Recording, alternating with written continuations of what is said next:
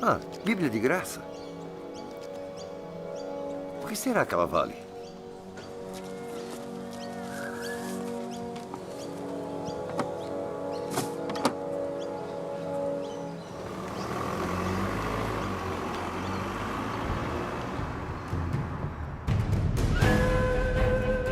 Além da busca. Verdade.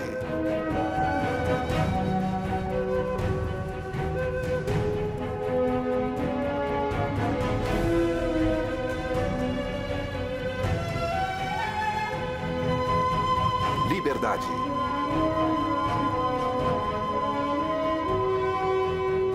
Esperança.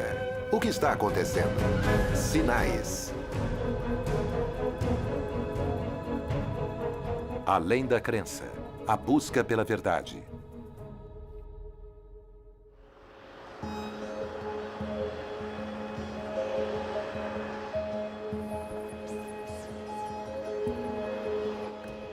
Fronteira França-Itália.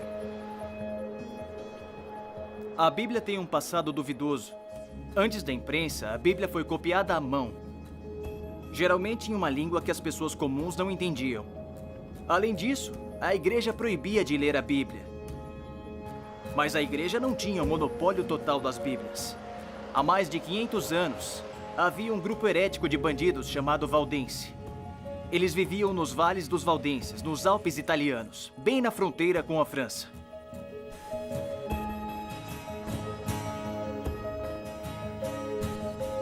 Em seu refúgio nas montanhas, eles copiaram trechos da Bíblia à mão. Diferentemente das Bíblias latinas, de propriedade das igrejas, a deles foi escrita em linguagem comum, o que fez dela popular e fácil de entender.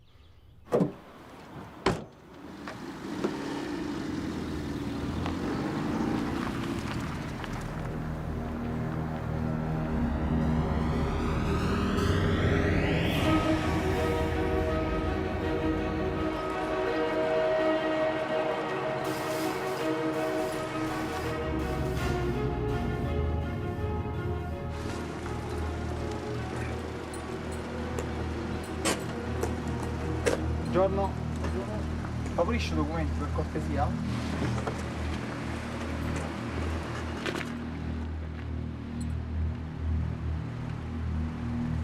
Grazie. Maresciallo, diamo un'occhiata alla macchina intanto?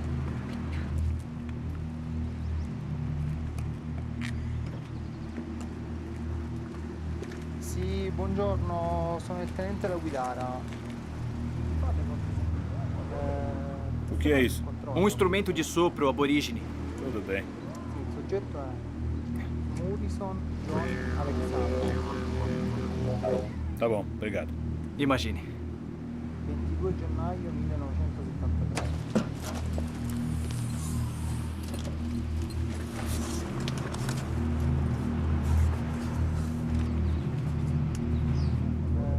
Bíblia. Controllo,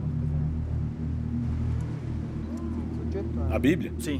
Murison John Alexander. Os valdenses escondiam o material ilegal em bolsos secretos e forros falsos. E o contrabandeavam na parte de baixo dos Alpes e em vilas e cidades da Europa. Disfarçados de comerciantes, eles procuravam pessoas que estavam cansadas da religião da igreja e ansiosas por uma imagem verdadeira de Deus. Tudo bem. Pode ir. Obrigado. Muitos valdenses foram presos e punidos rigorosamente. A maioria foi executada, mas isso não os impediu. Eles estavam preparados para serem torturados e assassinados pela Bíblia. Por quê? Bem, eles haviam lido a Bíblia e a vida deles mudou. Viram uma imagem verdadeira de Deus e era bem diferente daquela da religião da igreja. Então, por que depositaram tanta confiança na Bíblia?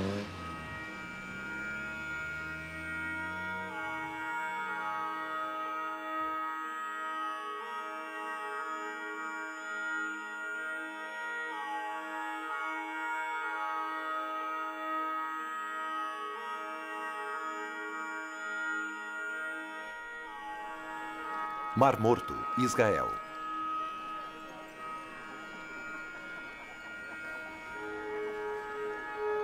Esse é o Mar Morto.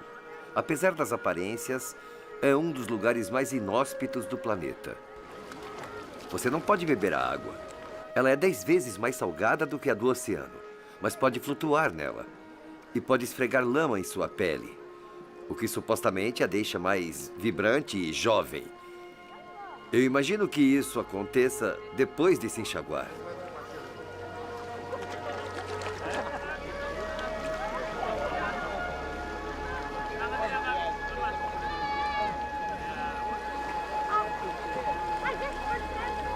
Na verdade, essa área inteira é seca e salgada, o que faz dela um ambiente natural perfeito para a preservação. Talvez eu devesse ficar aqui por mais tempo.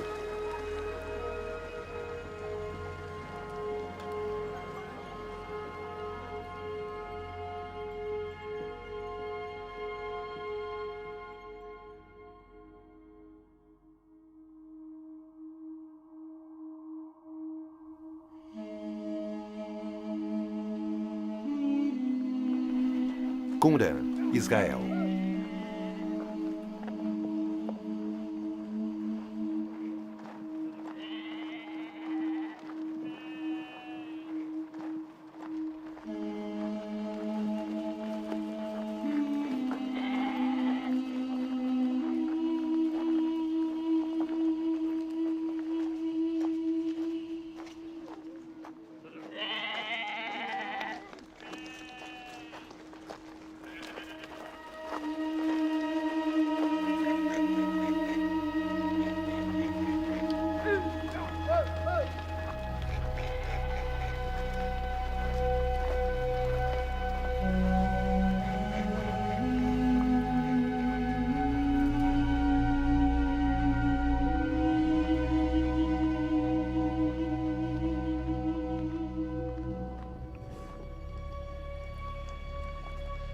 Talvez o melhor exemplo da habilidade de preservação desta área tenha vindo à tona de forma muito inesperada.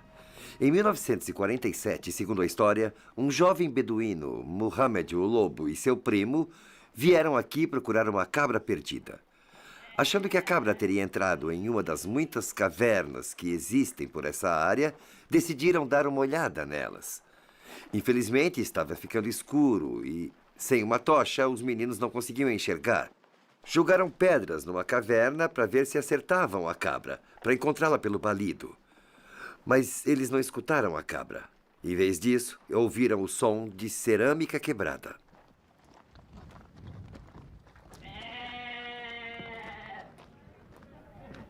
Na manhã seguinte, Mohammed voltou à caverna para ver o que a pedra tinha atingido. O que ele encontrou iria fascinar o mundo e mudar nossa compreensão da Bíblia para sempre.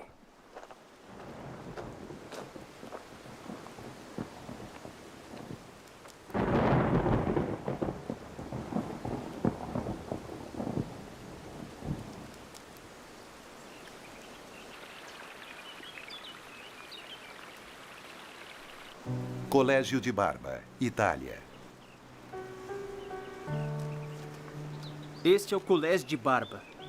E foi em lugares isolados como este, durante os longos meses de inverno, que os valdenses copiaram a Bíblia à mão e memorizaram as Escrituras.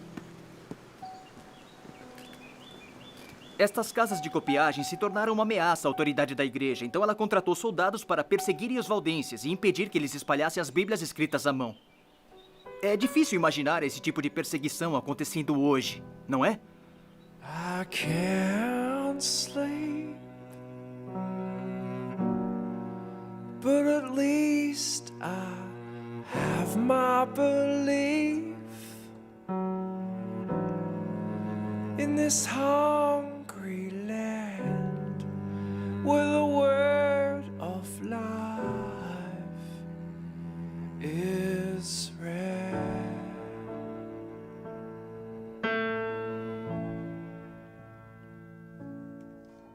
In the underground.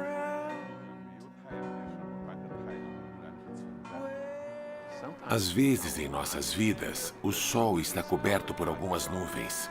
Mas isso não significa que ele não exista. Ele ainda está lá. Com certeza.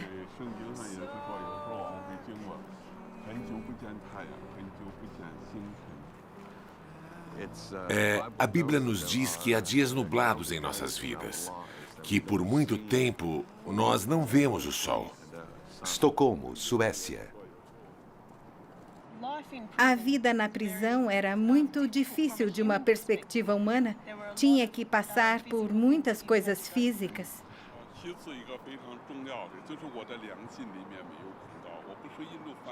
Eu era totalmente inocente. Nunca cometi nenhum crime. Estava lá porque comecei a declarar que Deus estava vivo, que Jesus é a realidade em uma China comunista e ateia. Foi por isso que fui para a prisão. Mas o governo o viu como um criminoso por isso?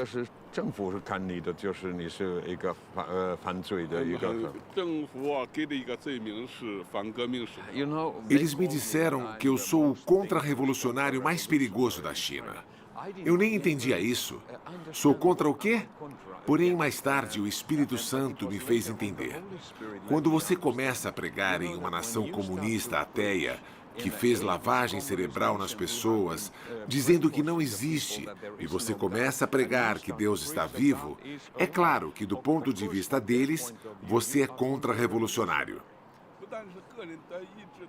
Eles começam a te interrogar e te torturar na prisão. A primeira pergunta que sempre faziam era: quantas Bíblias escondidas você tem e onde é que recebeu essas Bíblias todas? E depois perguntam onde você andou pregando com essa Bíblia. E quem são as pessoas que você conduziu para a mesma crença que a sua. Ninguém tinha me preparado antes para essa perseguição, todo esse sofrimento e essa dor e todas essas perguntas. Como respondê-las? Mas eu decidi que não vou responder nenhuma de suas perguntas. É claro que eles usavam todo tipo de tortura. Usavam todas essas coisas das quais já ouviu falar. Eles não ligam para direitos humanos. Usam de tudo para fazer você responder as perguntas. Quando começaram a tortura, eles colocaram minha mão na mesa e tinham uma injeção muito grossa, uma agulha.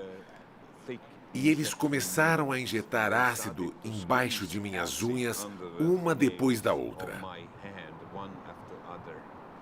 Eles diziam: você não vai virar um Judas, mas vamos fazer você falar.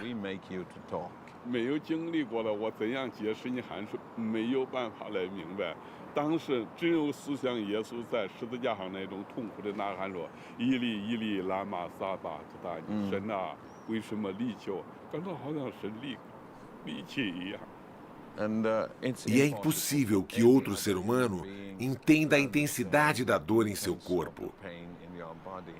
E a única coisa em que eu pensava enquanto apagava e desmaiava era em Jesus na cruz, quando ele disse: Eli, Eli, lama sabachthani. Meu Deus, por que me abandonaste? Eu senti que Deus tinha me abandonado e eu estava sozinho nesta dor.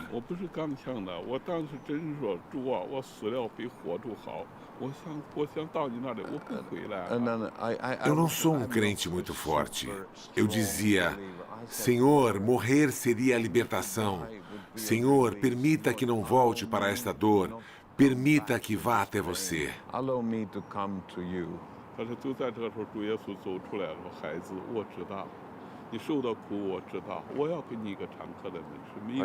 E esse foi o momento mais baixo, quando Jesus veio até mim e disse: meu filho, conheço toda a dor pela qual está passando.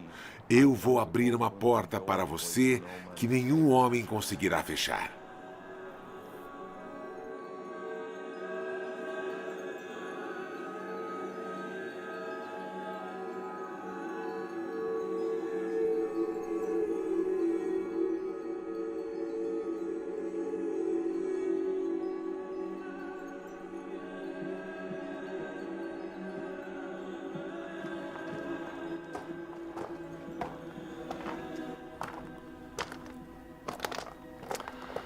O som que Mohammed ouviu na caverna foi de um pote se quebrando. Dentro dele havia pergaminhos, antigos documentos escritos à mão, que foram preservados dentro da caverna por gerações. colocados lá por uma seita de judeus conhecidos como essênios. E não havia só um recipiente ou só uma caverna. No final, descobriram que havia 11 cavernas e mais de 900 manuscritos. Os essênios esconderam os pergaminhos durante um período de perseguição religiosa pelos romanos, para evitar que eles fossem destruídos.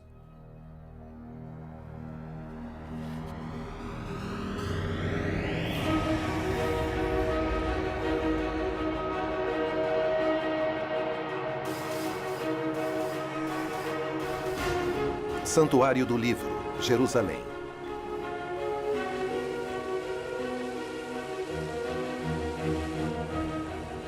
Ao analisar os pergaminhos, estudiosos descobriram que a metade eram cópias manuscritas da Bíblia hebraica, o Antigo Testamento. Eles também descobriram, pelo estilo das letras, que muitos dos documentos haviam sido escritos mais de 100 anos antes do nascimento de Cristo. Por gerações, os estudiosos haviam discutido sobre a confiabilidade da Bíblia.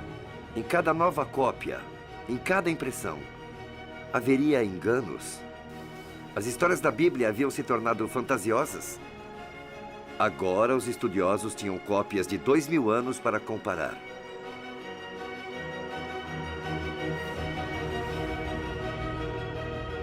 O papel de um curador das escrituras do Mar Morto é de garantir que as próximas gerações tenham a oportunidade de ver as escrituras do Mar Morto originais descobertas pelos beduínos nos anos 40 e compreender plenamente o significado tremendo que esses documentos originais têm na apreensão da origem do judaísmo e do cristianismo. Dr. Hortman, imagino que a maioria dos visitantes que vêm ao seu museu querem ver a escritura de Isaías. Sim. É verdade que ela está praticamente completa? Sim. Então, em Qumran, nós descobrimos cerca de mil documentos. Mas dentre os 200, ou até mesmo mais, manuscritos bíblicos, apenas um é uma cópia completa de um livro bíblico. E ele é a maravilhosa escritura do grande Isaías, descoberta pelos beduínos na caverna Amun no final do ano de 1946, começo de 1947. E é a versão completa do mesmo livro bíblico que você e eu temos em casa. E todos os 66 capítulos do livro tradicional de Isaías estão neste documento específico, a segunda maior escritura já descoberta no deserto da Judeia. O que acabou de dizer é uma coisa muito legal. Sim, é muito, muito bacana mesmo. Porque eu tenho uma cópia aqui, uma cópia em inglês de Isaías. Deixa eu encontrar aqui. Ah, aqui está. Então, o que está dizendo é que o que eu leio aqui, você diria que, essencialmente, os textos são iguais? Sim. Sim, são essencialmente iguais. Mas uma coisa muito significante também é o fato, isso não é menos importante, de que não estamos lidando com arqueologia. Estamos lidando com uma tradição viva. Por milhares de anos, esta tradição foi mantida por pessoas que acreditavam muito no poder da palavra. E você pensa que hoje, em uma cultura onde a imagem é tão forte, nós não temos um DVD de Isaías, nem tampouco sabemos como que este homem era. Mas nós temos a palavra do profeta Isaías. E também as escrituras do Mar Morto são a prova física das palavras de Isaías e de seus profetas. Sua mensagem de paz universal, que foi pregada 2100 anos atrás na terra de Israel, hoje ainda é relevante.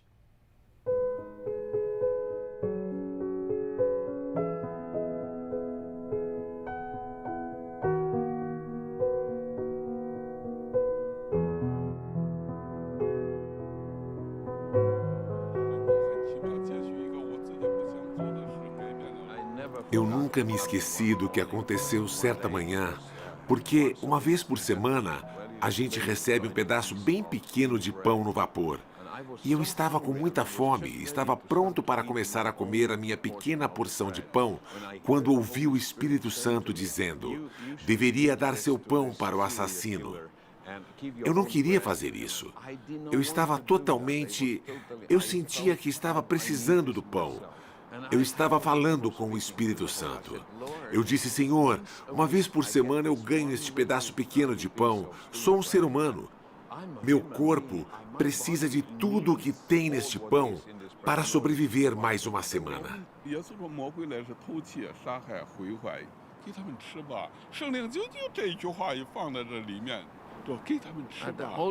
O Espírito Santo veio até mim usando uma palavra da Bíblia e disse: dê-lhes algo para comer, dê-lhes algo para comer. O Espírito Santo estava pedindo gentilmente para que eu desse alguma coisa para eles comerem. E nunca vou me esquecer da manhã seguinte, quando coloquei meus pedaços de pão no alojamento. Eu vi lágrimas escorrendo dos olhos do assassino. E ele se ajoelhou e estava gritando: meu Salvador, minha graça. E então eu tive que explicar imediatamente para ele que não era eu que o amava tanto, mas Jesus que vive dentro de mim. Ele te ama, ele mandou que eu te desse este pão. E imediatamente o homem começou a dizer: obrigado, Jesus, obrigado, Jesus. E ele começou a olhar pela cela, e desses 20 homens, Jesus tinha comandado que eu desse o pão para ele. E então, isto se tornou uma oportunidade para que eu compartilhasse com esses 20 criminosos da minha cela quem Jesus realmente era, o que ele fez por todas as pessoas, todos os pecadores do mundo. E todos eles começaram a chorar e a se ajoelhar. Todos os 20 homens receberam o Senhor naquela manhã. A Bíblia não foi escrita de uma vez. Sua formação levou mais de 1.500 anos. Algumas partes foram escritas por reis, outras por pescadores, comerciantes, camponeses. Na Bíblia tem poesia, história, parábola, profecia e narrativa. Dá para pensar que um documento desse escopo seria aleatório e fragmentado. Então é estranho que um livro tão diverso, tão traduzido e copiado, resultaria em uma narrativa tão coesa. Imagine se hoje um livro fosse escrito em mais de 1.500 anos por pelo menos 39 autores diferentes. Como ele ficaria? Haveria uma linha comum perceptível nele? Seria totalmente consistente?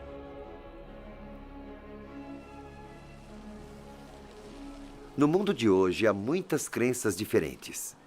Mas além de todas essas crenças, há uma verdade sobre Deus que é claramente definida na Bíblia. Essencialmente, a Bíblia segue um enredo. Ela conta a história de Deus, livre, belo, poderoso, mesmo assim incompreendido. Ele pode falar ao mundo a existência, mas não vai forçar seu povo a amá-lo. A harmonia é abalada por uma catástrofe. Uma luta épica acontece. Aliens se envolvem. Um herói emerge. Um vilão é exposto.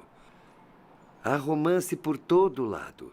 E aí um final é construído no qual a verdade e a bondade vencem e a paz e a harmonia são restauradas no planeta. Ela apela para a eternidade que está gravada em nossos corações. É como um mapa com um grande ponto vermelho dizendo: você está aqui. Ela conta de onde viemos, o que está acontecendo e para onde vamos. É a maior história já contada. Não é de admirar que esse livro não saia de vista.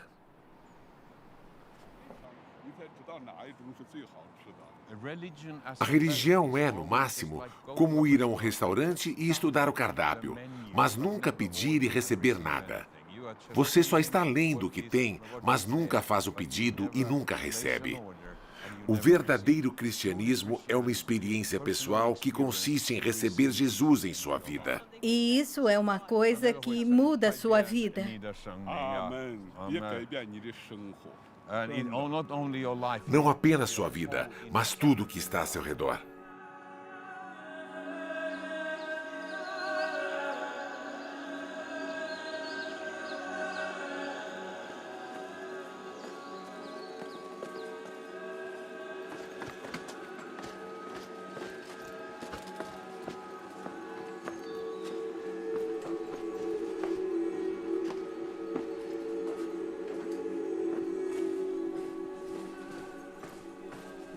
Por causa da perseguição, os valdenses foram obrigados a adorar em cavernas como esta.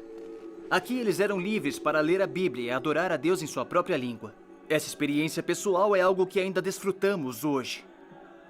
Alguns foram ridicularizados. Suas costas foram abertas com chicotes. Outros foram acorrentados em masmorras. Alguns mortos por apedrejamento. Outros serrados pela metade. Outros foram mortos com espadas. Alguns andaram vestidos com peles de ovelhas e de cabras, com fome, oprimidos e maltratados. Eram bons demais para este mundo. Vagaram por desertos e montanhas, escondendo-se em cavernas e em buracos no chão.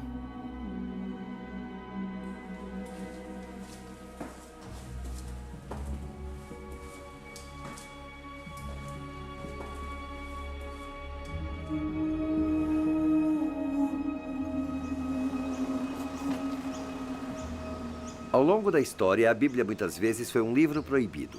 No entanto, em tempos de adversidade, a Bíblia floresceu. Milhões morreram para preservá-la. E hoje pessoas ainda sofrem e morrem. Todo esse comprometimento deve, no mínimo, fazer você questionar todo esse alarde.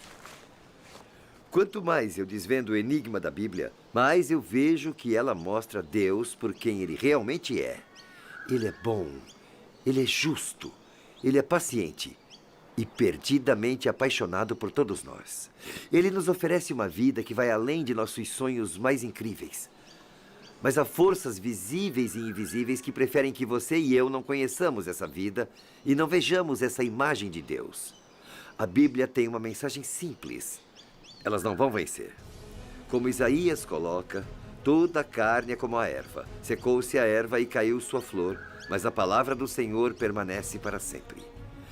Então, o que a Bíblia vale? Vale tudo.